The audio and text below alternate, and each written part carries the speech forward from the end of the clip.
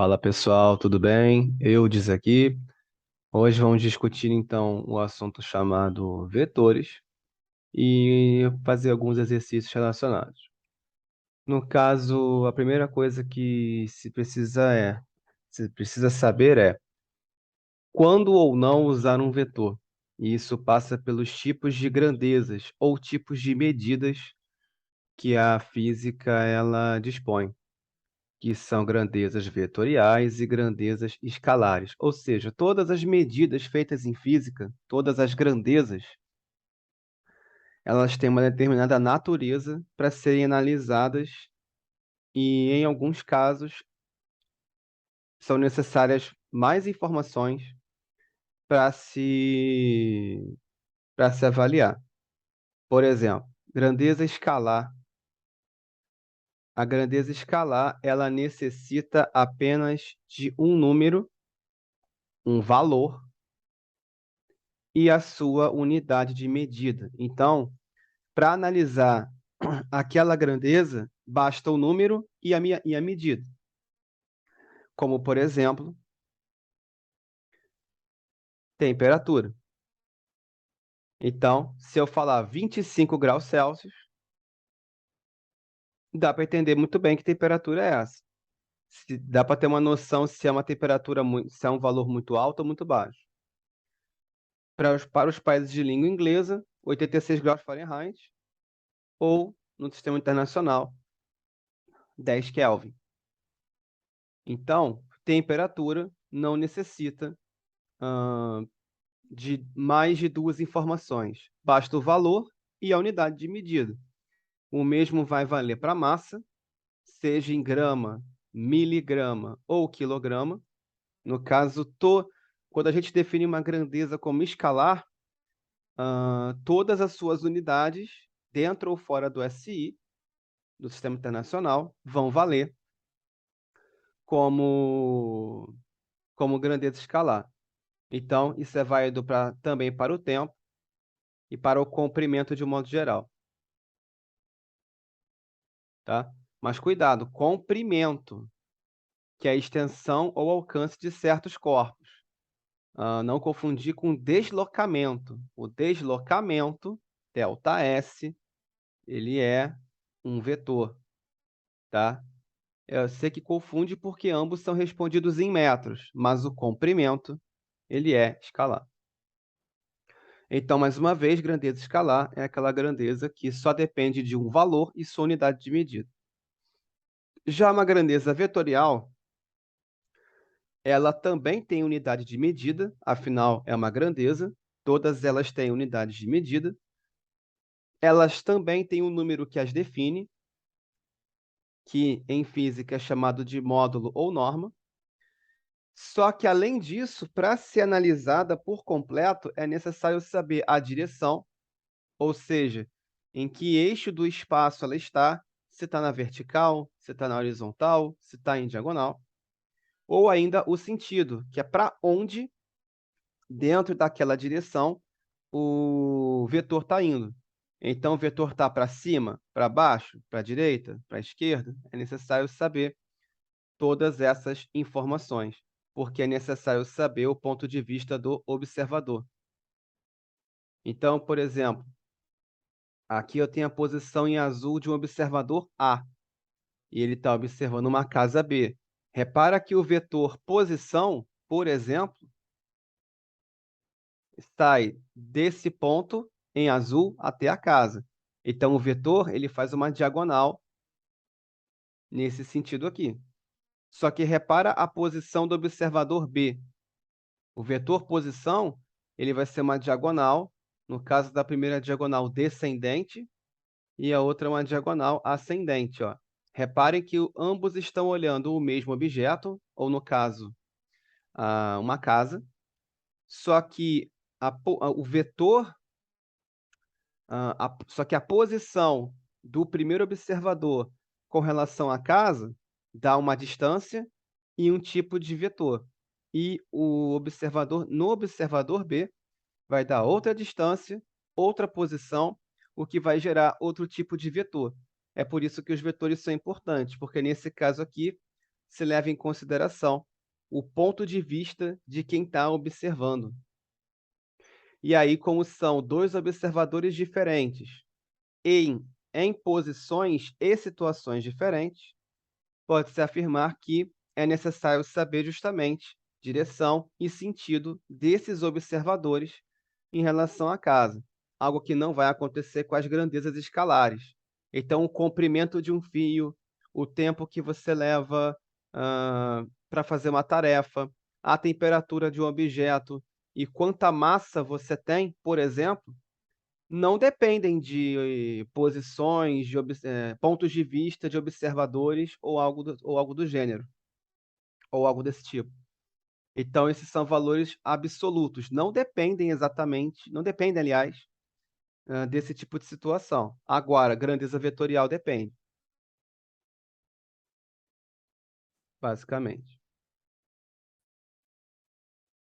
Além disso, é necessário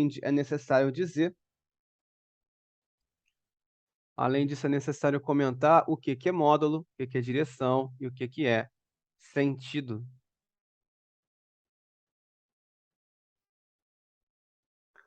Então, vamos lá. O módulo já foi falado, que é a medida ou tamanho do vetor, e também é o número que o representa. Direção é a dimensão do espaço onde a orientação é usada. Então, a gente utiliza muito eixo X, que é o eixo horizontal ou deitado, eixo Y do plano cartesiano também, significa vertical ou em pé, e o eixo Z, que é o eixo diagonal, tá? Todos os objetos são sólidos, são tridimensionais, então em um gráfico eles vão preencher x, y, z, certo? Então, a gente pode também utilizar a questão do leste-oeste, leste-oeste, norte-sul, em relação ao eixo XY. Então, no eixo X, eu vou ter leste e oeste, e no eixo Y, eu vou ter norte e sul, para a gente se orientar. Então, o sentido de orientação de uma bússola, por exemplo, eles privilegiam o plano cartesiano. Leste-oeste, eixo X, norte e sul, eixo Y, e as diagonais, sudeste, sudoeste, nordeste e noroeste, eixo Z. Eixos Z, podem ser 2. Enfim, então a direção vai ser em que dimensão do espaço o vetor vai atuar. E o sentido é para onde o vetor vai propriamente apontar. Então, esse vetor, na direção vertical, por exemplo, ele pode ser para cima ou para baixo. Então, apontou para cima, é um sentido. Apontou para baixo, outro. Apontou para a direita, outra. Apontou para a esquerda, outra. Cada vetor ele só vai ter um módulo, uma direção e um sentido, apenas. Certo? Nada além disso. Então, e aí nós temos grandezas vetoriais. Posição é um vetor, deslocamento é um vetor, força, velocidade e aceleração também são vetores. Então, todas essas grandezas são vetores, porque vão depender justamente da posição relativa do observador, tá certo? Bom, aqui temos o comentário das grandezas físicas e do Sistema Internacional de Unidades, que a gente já comentou anteriormente. Só repassando rapidamente, aqui na tabela, nós temos a questão do comprimento, tempo, massa, temperatura, corrente elétrica, quantidade de matéria e intensidade luminosa. São as 7 grandezas básicas do Sistema Internacional com suas respectivas unidades e símbolos, tá? Já discutido antes. Só vamos tomar uma pequena... E aqui temos algumas grandezas derivadas, como a velocidade. Quando uma grandeza ela é derivada de outra, como a velocidade, que depende da distância e do tempo, nós também dividimos as unidades. Isso vai acontecer com velocidade, que é metros por segundo. Vai acontecer com aceleração, metros por segundo ao quadrado. Com força, quilogramas metros por segundo ao quadrado. Densidade e pressão. Só que tomar cuidado, uma coisa importante a sinalizar também, são as grandezas diretamente e inversamente proporcionais. Por quê? Quando uma grandeza vem de outras duas, por exemplo, vai haver uma proporção entre essas grandezas. Ou seja, analisando aqui a velocidade, velocidade é o comprimento dividido pelo tempo. Então, podemos analisar essas três grandezas da seguinte forma: quanto maior o comprimento ou distância percorrida, mais rápido você precisará estar para percorrer essa distância. Então, o aumento geral do comprimento implica em um aumento de velocidade.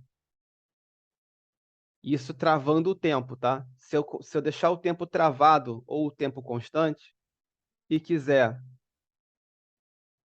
fazer a variação do comprimento, quanto maior o comprimento repetido o mesmo tempo, maior a velocidade, e o contrário também será verdadeiro.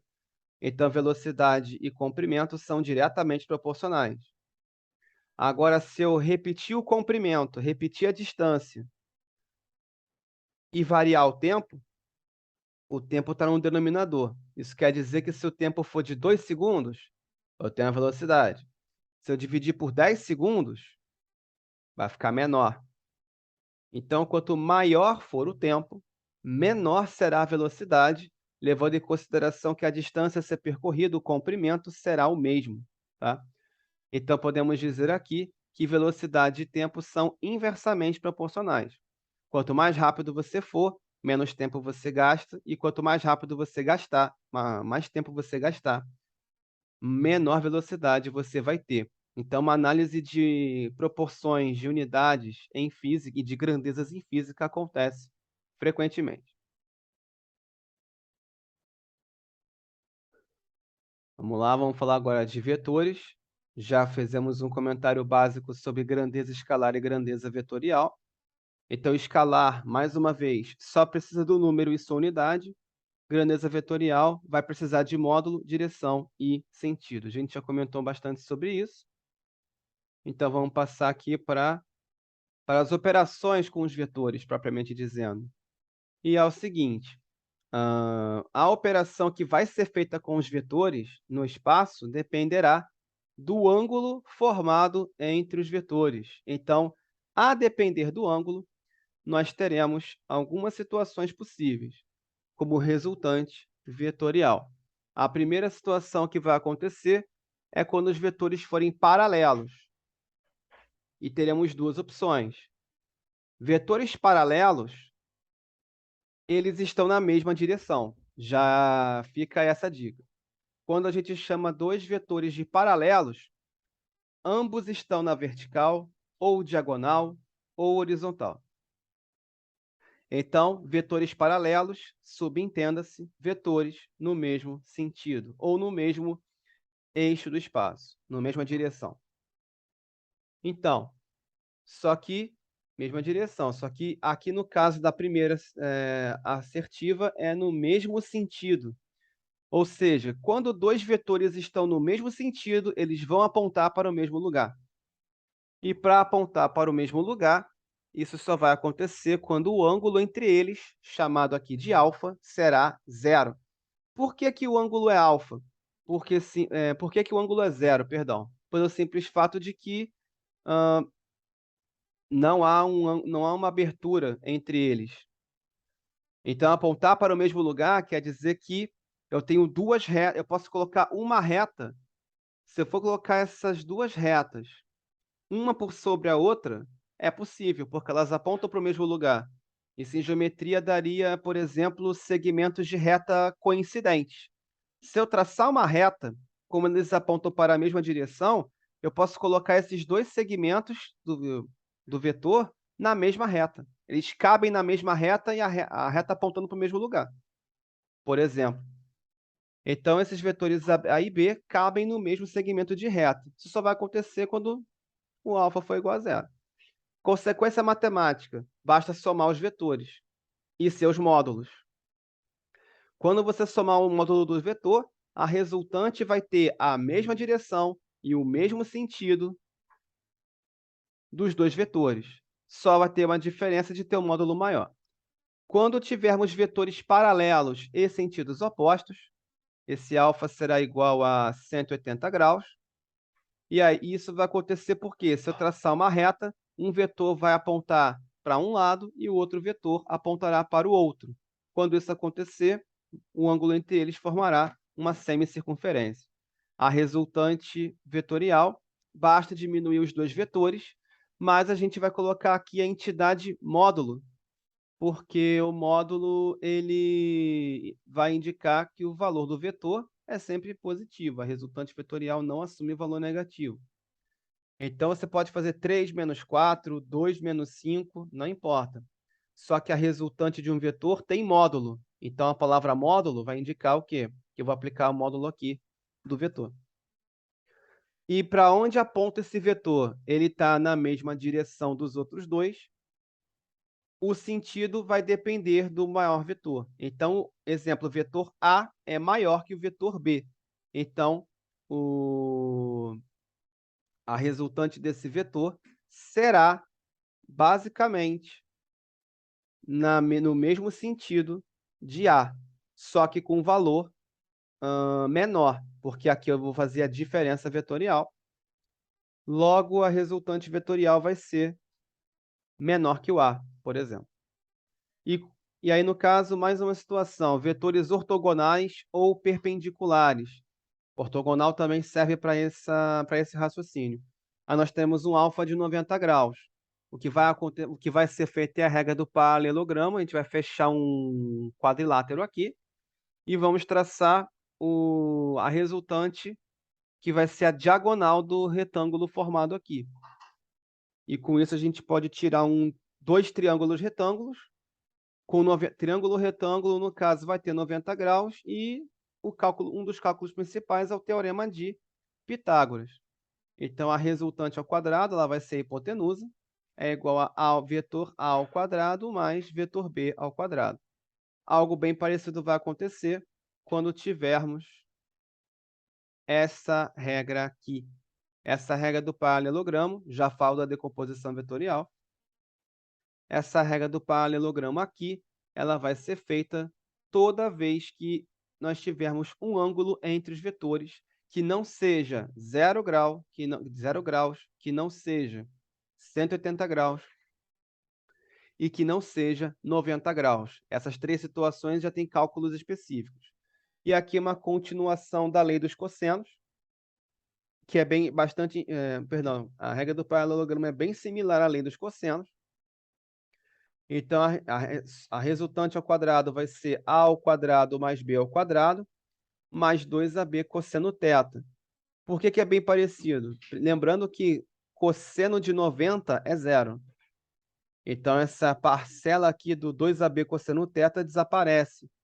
Logo, essa regra do paralelogramo é uma extensão, uma consequência matemática do teorema de Pitágoras, apresentado com alfa igual a 90 graus, uma versão simplificada. Mas caso o ângulo não seja 0, 180 ou 90, você pode utilizar essa fórmula. Aliás, você poderia utilizar essa fórmula nas três situações, porque cosseno de 0 dá 1. Não vai mudar grandes coisas, mas cosseno de 180 é menos 1. Aí vai trocar o sinal de um dos vetores. Mas na prática já tem cálculos prontos, então não há necessidade. Quanto à decomposição vetorial, ela é feita toda vez que um vetor estiver em diagonal, no eixo diagonal, e se deseja fazer cálculos nos eixos vertical e horizontal. Então, o que se faz? Todo vetor em diagonal terá um ângulo de inclinação, chamado aqui de alfa. Dessa forma, você vai ter um vetor AX, vetor A, representado no eixo X, vetor AY, vetor A, representado no eixo Y. E aqui se utiliza trigonometria. Então, o vetor A original ele estará em diagonal e representará a hipotenusa. Os vetores AX e AY serão seus catetos, oposto ou adjacente. Dá para gravar que é sempre oposto e que é sempre adjacente? Não, por conta da posição do ângulo. Se esse ângulo alfa mudar para mais, se aproximar de AY, vai mudar a relação cateto oposto e adjacente, o que vai mudar a relação seno e cosseno. Nesse caso aqui, AX é o cateto próximo, cateto vizinho ao ângulo alfa.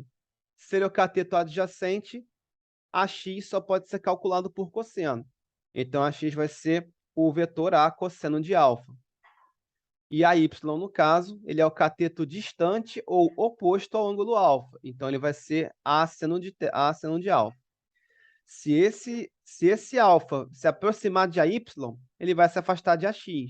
Nessa condição, a relação de seno e cosseno aqui vai ser trocada, tá? Bom, então, vamos agora fazer alguns exercícios aqui para fixar melhor a ideia. A resultante entre dois vetores ortogonais é 75U. Se o módulo de um deles é 60U, o módulo do outro vetor será. Repare que aqui está falando a palavra ortogonal. Ortogonal é a mesma coisa que perpendicular, ou seja, o ângulo formado entre os vetores será 90 graus. Então, nesse caso, vamos utilizar o teorema de Pitágoras para resolver a questão. Então, nesse caso aqui, ó, a gente vai ter um dos vetores mede 60U, a resultante entre eles mede 75U, e o outro vetor será x. Essa linha mais fraca que eu fiz foi a regra do paralelogramo. E reparem que a gente pode daqui formar uma espécie de quadrilátero, ou retângulo. E de um retângulo a gente pode tirar dois triângulos. Então, dessa forma, eu tirei um triângulo retângulo, onde eu tenho hipotenusa 75, e um dos catetos vale 60. Por Pitágoras, teremos 75 ao quadrado igual a x ao quadrado mais 60 ao quadrado. A ideia é deixar o x sozinho, então esse 60 ao quadrado vai passar diminuindo. Vamos aplicar primeiro as potências. 75 ao quadrado, 5.625. 60 ao quadrado, 3.600. Diminuindo, teremos 2.025, cuja raiz é uma raiz exata. 45U é o valor que precisa ter o vetor x para que a resultante seja 75U, opção C. Na questão 2, temos o seguinte: um automóvel se desloca 6 km para o norte e 8 km para o leste. Repara que norte é uma medida vertical para cima e leste é uma medida horizontal para a esquerda. Isso quer dizer que se eu juntar essas duas informações, eu vou ter um ângulo de 90 graus. E aí, dessa forma, ângulo de 90, teremos um triângulo retângulo novamente e mais um teorema de Pitágoras, formado aqui embaixo. Aqui como consta o desenho. Não precisa exatamente criar um triângulo retângulo, fazer mais um desenho, tá? Na questão 1, só coloquei para mostrar de onde que eu estou tirando a informação. Mas na questão 2, ó, você faz primeiro o vetor com 6, segundo com 8. Pela regra do paralelogramo, você vai fazer linhas pontilhadas e o vetor resultante são a união entre, vai ser a diagonal desse quadrilátero aqui. De qualquer forma, teorema de Pitágoras vai ser feito. 8 ao quadrado mais 6 ao quadrado, que é 64 mais 36, resultando em 100. Para achar a resultante, a raiz de 100, então, nesse caso, 10 quilômetros. Na questão 3, duas forças concorrentes têm módulo de 10 e 6 newtons, respectivamente. Forças retas concorrentes são retas que se atravessam em um único ponto, ou têm pelo menos um ponto em comum, nesse caso. Então, esses dois vetores vão ter pelo menos um ponto de origem em comum. Se elas vão ter um ponto de origem em comum, automaticamente vão ter ângulos sendo formados ali. Ou seja, vamos ter ângulos aqui, vai ter um ângulo correspondente entre esses dois vetores. E é exatamente esse o objetivo da questão. Então, para achar o ângulo, automaticamente a regra do paralelogramo ou adaptação da lei dos cossenos. Porque eu já tenho o valor do primeiro vetor, o valor do segundo vetor e a resultante. A única grandeza que vai ficar a ser calculada é o ângulo mesmo. Nesse caso aqui, colocando desta forma, eu pus a abertura do ângulo um pouco menor por conta das opções. Na verdade, pela questão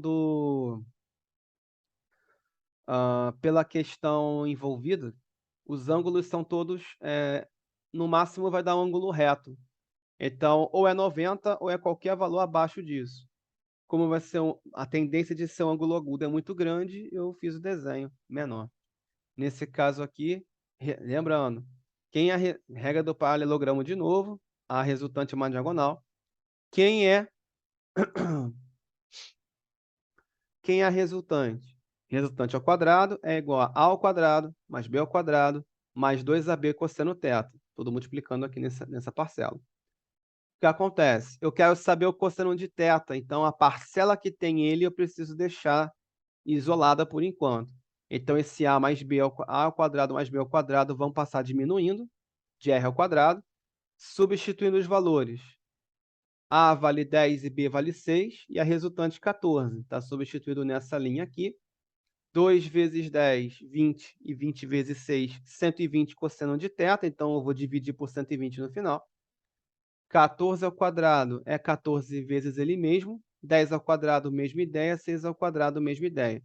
Dá 196 menos 100 menos 36. Eu somei os dois números negativos, dá menos 136, que eu vou diminuir de 196. Tem sinais diferentes, então vamos diminuir, prevalece o sinal do maior. Vai resultar em 60. 120 estava multiplicando, vai passar dividindo, e o cosseno de θ será meio. No caso aqui, cosseno de um ângulo resultando em meio é cosseno de 60 graus. Opção D. Na questão 4, diz o seguinte: dois vetores têm módulos respectivamente iguais a 4 e 3 centímetros. A diferença entre o módulo do valor máximo e do valor mínimo do vetor soma será. Primeiro, os valores máximo e mínimo de um vetor depende de que ângulo eles estão. Até porque o valor máximo e mínimo vai depender da questão do ângulo por outro motivo. Tem cálculo envolvendo seno e cosseno entre os vetores. E o seno e o cosseno são funções matemáticas com valores limitados. Ou seja, o seno e o cosseno eles podem assumir qualquer valor desde que estejam entre 1 e menos 1. Ou menos 1 e 1, melhor dizendo. Então, tecnicamente, o valor máximo de um vetor tem que ser com alfa igual a 0 graus, que é a soma vetorial. Então, seria 4 mais 3. E a diferença, e o valor mínimo de um vetor, da resultante entre esses dois vetores, será com alfa igual a 180 graus, porque o menor valor de cosseno é menos 1. E o valor menos 1 para cosseno é justamente com alfa 180.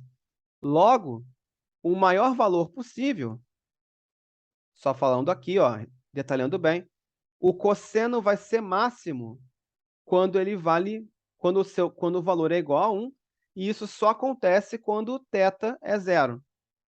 O cosseno vai ser mínimo quando o seu valor é menos 1, e isso só vai acontecer com θ igual a 180 graus. Eu estou tirando essas conclusões da lei da regra, né, do paralelogramo, visto que todos os vetores têm ângulos entre si. Tá? E se o θ for igual a 0 graus, os vetores têm a mesma direção e o mesmo sentido. Se o θ for 180 graus, eles serão paralelos e o sentido será oposto. Então, o máximo que esses valores podem assumir, no caso do máximo, é 4 mais 3. Então, teremos uma resultante, o máximo que ela vai conseguir é 7 centímetros. E aqui teremos 4 menos 3, resultante de, nesse caso, 1 centímetro, nesse caso aqui. Sim, no caso, os vetores são vetores posição. Então, o que acontece? Se o cosseno, tem um valor máximo e o mínimo, que é entre menos 1 e 1, Dessa forma, eu vou ter também um vetor máximo e um vetor mínimo resultante, que vai variar entre 1 e 7. Como ele quer a diferença entre essas resultantes, eu vou fazer um ΔR, um delta resultante. Então, 7 menos 1 será 6. Ou seja, a variação entre a menor resultante e a maior possível será 6 centímetros. Vamos para a questão 5. As figuras abaixo representam quadrados nos quais todos os lados são formados por vetores de módulos iguais. Ou seja, todos os vetores que a gente está vendo nos quadrados, tem 5 quadrados representados aí, enumerados de 1 a 5. Em um deles, nós teremos resultante nula, ou seja, todos os vetores irão se cancelar. E a gente quer saber onde isso vai acontecer. Tem mais de uma maneira de fazer, eu acabei de verificar uma mais simples, vou falar dela agora. Então, para a galera que já está um pouco mais treinada visualmente, vai ser a 5. Por quê? Porque no caso não, teria que fazer por cálculo mesmo. De toda forma, eu escolhi a 5 como, vetor para se cancelar, por esse motivo aqui. Eu tenho 2 vetores aqui se encontrando. Ó, esse da esquerda com esse em pé vai gerar um vetor diagonal. Esses 2 vetores aqui que se encontraram, esse em pé e esse na direita, vai gerar uma diagonal oposta. Aí eles vão se cancelar. Desse jeito aqui, ó.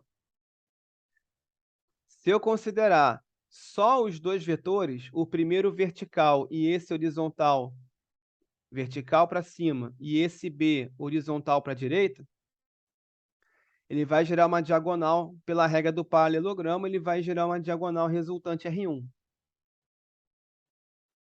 Se eu fizer o mesmo raciocínio com os outros 2 vetores, esse vertical para cima e este horizontal para a esquerda, que eu chamei de vetor C e vetor D, os outros dois eu chamei de A e B. Pela regra do paralelogramo, eu vou formar um quadrilátero, e aí após isso eu vou armar uma resultante R2. Se vocês repararem, a resultante R1 e a resultante R2, elas estão na mesma direção, ou seja, são vetores que estão na mesmíssima reta diagonal, só que elas vão apontar para sentidos opostos. Eles estão na mesma diagonal, só que R1 é uma diagonal descendente e a R2 é uma diagonal ascendente, na mesma diagonal. Então, R1 e R2, a soma entre eles tem que dar 0, eles vão se cancelar. Então, a letra E que será a resposta deste problema. Questão 6. Em uma estrada reta, viajam 2 automóveis e seus velocímetros acusam velocidade de 60 km/h. Ou seja, nós temos 2 vetores com o mesmo módulo. Só que um vai para o sul e o outro vai para o norte. Aqui é mais tranquilo. Eles são iguais em módulo, então, se alguém falar que são diferentes, esquece. Só que um vai para o sul e outro vai para o norte. Sul é direção vertical. Norte também. Então, a direção é a mesma. Seria diferente se um deles fosse para o leste ou para o oeste. Mas, nesse caso, se um vai para o sul e outro vai para o norte, eles estão percorrendo o mesmo eixo, ou a mesma região da bússola, por assim dizer. Então, a direção é a mesma. Então, eles são iguais em módulo e direção. Não serão vetorialmente iguais, como está na letra E, porque para ser vetorialmente igual, é necessário que eles tenham o mesmo módulo, mesma direção e mesmo sentido. E isto não vai acontecer, porque um está indo para o sul e o outro está indo para o norte. Só aconteceria se ambos fossem para o sul ou ambos fossem para o norte. Então, letra A vai ser a opção correta. No caso aqui na 7, a gente tem 2 vetores. de 4,3 centímetros. E aqui nós vamos ter qual das opções aqui vai ser falsa. Tecnicamente, essa questão poderia até fazer uma anulação, porque eu estou vendo duas falsas. Sobre a questão, porque nunca vai valer 4 ou nunca vai valer 12, é um pouco complicado. Mas se eu poderia dizer arrumar uma falsa, eu poderia afirmar na 7, não coloquei uma opção, mas eu indicaria a letra E como falsa se fosse assim possível.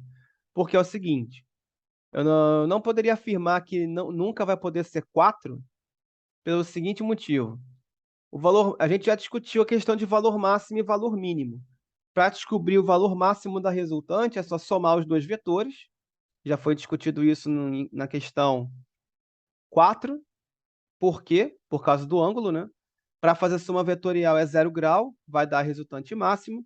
E para fazer a subtração ou diferença vetorial é o valor mínimo do cosseno, que é o cosseno igual a -1. Então, só que está em newtons, né? Então, nós teremos vetor máximo 7 newtons, vetor mínimo 1 newton. Isso quer dizer, eu até fiz mais alguns cálculos, só que isto quer dizer que os vetores, eles vão ter essas resultantes vão variar entre 1 e 7 newtons, entre 1 newton e 7 newtons. Então, não vai ter vetor menor que 1 ou maior que 7 em relação à resultante. Eu até fiz o cálculo aqui dos vetores perpendiculares, que vai ser raiz quadrada da soma dos vetores quando estiverem ao quadrado. Vai ficar 4 ao quadrado 16, 3 ao quadrado são 9, se eu somar dá 25, raiz é 5. 5 ainda é um valor cabível. Por quê? Simplesmente pelo fato de que 5 está no intervalo de variação dessa resultante. Se a variação é entre 1 e 7, 5 está dentro desse intervalo. Só o 12 que está fora. Então, por essa lógica, quando eu falo que eu pensaria em anulação, é na primeira vez que eu dei uma lida, obviamente. Mas, nesse caso aqui, letra E vai ser a incorreta, porque não tem como, nas condições dos ângulos apresentados aqui, dar 12. Então, 4 está dentro do intervalo entre 1 e 7. Então, em algum ângulo, talvez não o ângulo que a gente saiba usualmente, vai dar o valor entre 1 e 7, tranquilo. Bom, vamos para a próxima questão, então, questão 8. A soma de dois vetores de módulos 12 e 18 newtons tenha certamente o módulo compreendido em. Então, no caso, soma de vetor é lidar com resultante vetorial. Só que a soma de vetor, a gente vai utilizar o quê? A ideia de máximo e mínimo de novo. Porque a soma de vetor, eu posso lidar também com o seu valor negativo quando for diferença vetorial. Em resumo, para dar o valor máximo, basta somar os dois vetores, então será 30. E para dar o mínimo, vai ser o módulo da diferença. Então, vai ser 18 menos 12, 6. Então, os valores que a resultante pode ter, qual seria o intervalo? Entre 6 newtons e 30 newtons, o que vai acarretar na opção B. 9. Uma pessoa efetua diversos deslocamentos sucessivos em um plano. 20 metros para o sul, 30 metros para o leste, 10 metros para o norte e 30 metros para o oeste. E se deseja retornar à origem do movimento. O que vai acontecer na questão 9 é o seguinte.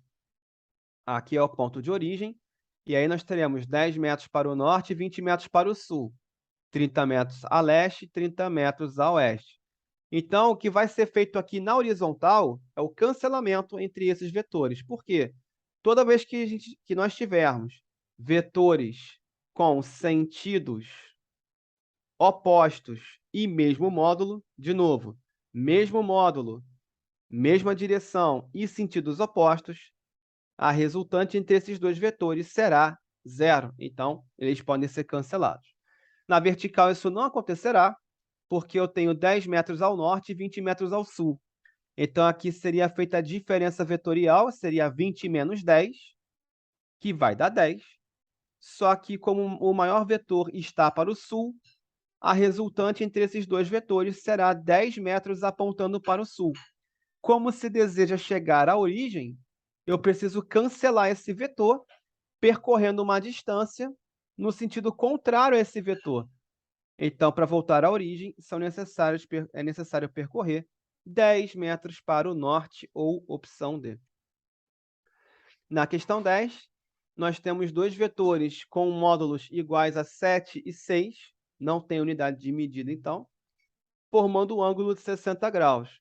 Nesse caso, eu tenho dois vetores, um ângulo entre eles, e logo aqui será aplicada a regra do paralelogramo. Nesse caso aqui, mesmo que algumas raízes quadradas sejam perfeitas, sejam exatas, a questão não está interessada nisso. Então, basicamente, a gente vai encontrar uma raiz quadrada de um desses números. Quem é a resultante, então? Resultante ao quadrado vai ser 7 ao quadrado, 49, mais 6 ao quadrado, 36. 2 vezes 7 são 14, vezes 6, 84. Cosseno de 60 é meio. Então, aqui a gente já pode dividir 84 por 2, porque multiplicar por meio é idêntico a dividir por 2, será 42. Então, se eu somar 49 com 36 com 42, será 127. Então, a opção vai ficar tranquila. Raiz de 127, opção é. 11. Duas forças são perpendiculares entre si. Cada uma delas tem intensidade 2F. Então, já está me dando aqui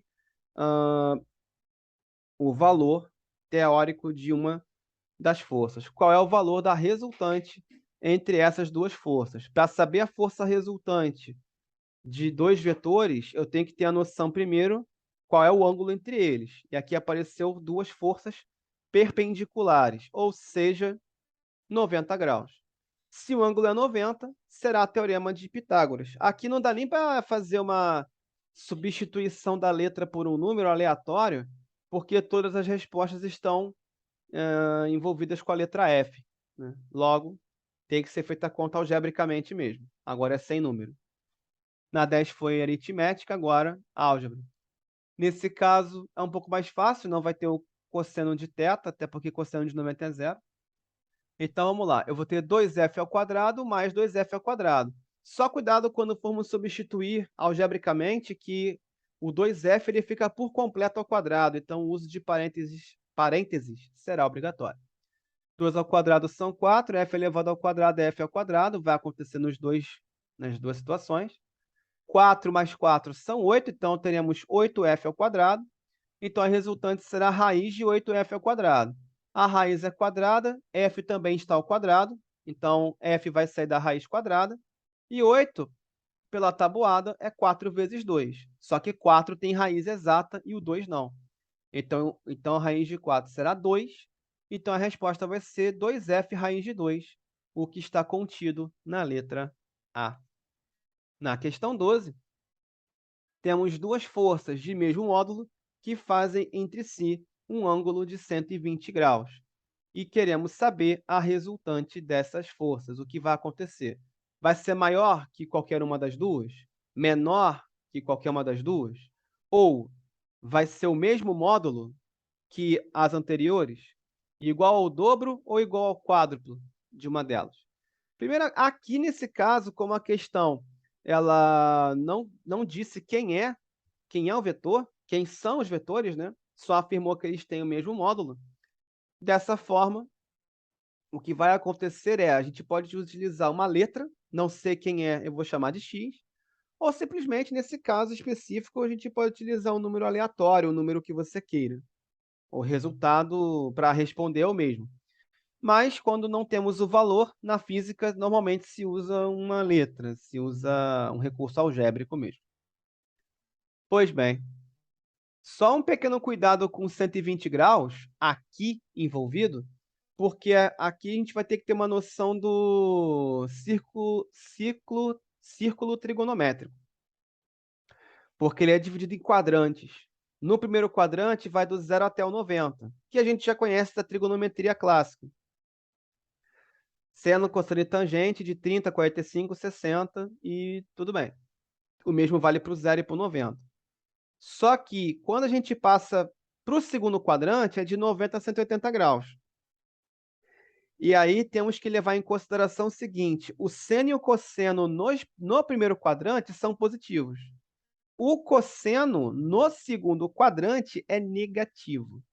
E aí tem três ângulos. Se temos três ângulos notáveis para o primeiro quadrante, temos também três ângulos notáveis para o segundo quadrante, que são 135 graus, que é parelho ao 45. Então, os módulos de seno e cosseno são os mesmos, raiz de 2 sobre 2. Só que o cosseno de 135 é negativo, então é menos raiz de 2 sobre 2. 150 graus é parelho aos 30 graus. Então, o seno vai ser exatamente o mesmo valor com o mesmo sinal, porque nos dois primeiros quadrantes o seno é positivo. Só que o cosseno de 150 tem que ser menos o cosseno de 30. Então, tem esse cuidado. E, analogamente, temos o 120 e o 60. O cosseno de 60 vai ser meio e 120 é parelho a ele? Certo. Então, nós teremos o cosseno de 60. Perdão, o cosseno de 120 é menos o cosseno de 60, menos meio. E aqui eu chamei o módulo do vetor de uma letra, eu chamei de A. Pode ser qualquer letra.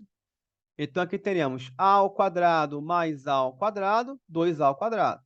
2 vezes A é 2A, e 2A vezes A, 2A ao quadrado novamente. Mas está multiplicada pelo cosseno de 120, que é menos meio. Vou cortar esse 2 com esse daqui. 2 está multiplicando e o outro está dividindo. Só que o A ao quadrado aqui está sendo multiplicado por menos 1. Então, ele terá o seu sinal trocado para menos A. 2A ao quadrado menos A ao quadrado é A ao quadrado. E se eu tirar a raiz quadrada de A ao quadrado, eu vou ter A como resultante. Só que o vetor que eu escolhi como letra, o módulo também é A. Isso quer dizer que, mesmo que eu escolhesse, por exemplo, 10, 20, 50, qualquer número, a resposta seria exatamente o número que eu escolhi, ou, nesse caso, exatamente a letra que eu escolhi. Isso quer dizer que o módulo da força resultante é exatamente o módulo dos vetores, o módulo de cada vetor. Logo, teremos a opção C. E, para fechar o nosso dia, teremos a questão 13. Sobre um ponto material, atuam duas forças de direção horizontal, uma de 50 N para a direita e outra de 30 N para a esquerda. Se utilizarmos uma escala em que 10 newtons correspondem ao valor de 4 centímetros, o vetor resultante terá, graficamente, comprimento e sentido iguais a. Então, está transferindo só de força para comprimento. Então, o que acontece? 50 é 10 vezes 5. Então, 10 newtons vão virar 4 centímetros, 4 vezes 5. Então, o primeiro vetor tem 20 centímetros para a direita. No segundo vetor, nós teremos 30. 30 é 10 vezes 3. Então, 10 newtons vai virar 4 centímetros. 4 vezes 3 serão 12. Nesse caso, esses vetores têm sentidos opostos. Então, 20 menos 12 será 8 centímetros. Só que eu preciso saber para onde que vai apontar. E, nesse caso aqui, vai apontar para a direita.